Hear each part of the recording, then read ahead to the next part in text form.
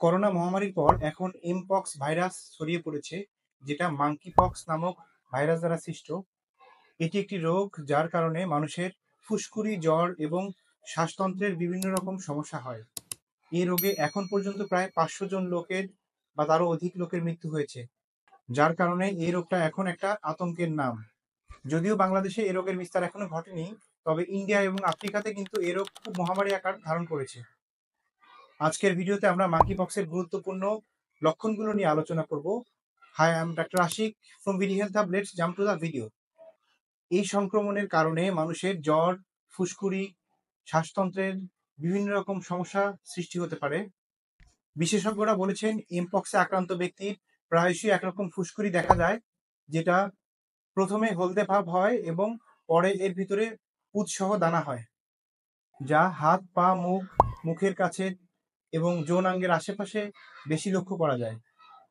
এই পুঁজ দানাটি প্রথমে সাদা থাকে, পরে হলদে ভাব হয়ে যায় এবং একটা পিম্পলের আকার ধারণ করে।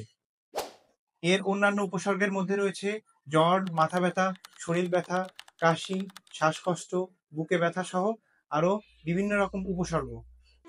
এমপক্স ভাইরাসটা কিন্তু নতুন না, এর আগেও ছিল, তবে আগের থেকে একটু জেনেটিক্যালি পরিবর্তন হয়ে এখন নতুন আকারে ধারণ করেছে, যেটা আরো খুবই মারাত্মক। এ রোগে মৃত্যুর হার বেশি, কারণ এ রোগটা আমাদের ফুসফুসকে পুরোপুরি অকেজো করে দেয়, যা পরবর্তীতে রিকভার করা যায় না। সুতরাং বিশেষজ্ঞরা বলেছেন আগের এমপক্স ভাইরাস থেকেও বর্তমানের এমপক্স ভাইরাসটা খুবই মারাত্মক এবং যেটার জন্য মৃত্যুর হার অনেক বেশি। এ রোগে মৃত্যুর হার প্রায় 10%। এমপক্স একটা সংক্রামক রোগ, মানে একজনের থেকে আরেকজনের ছড়ায়।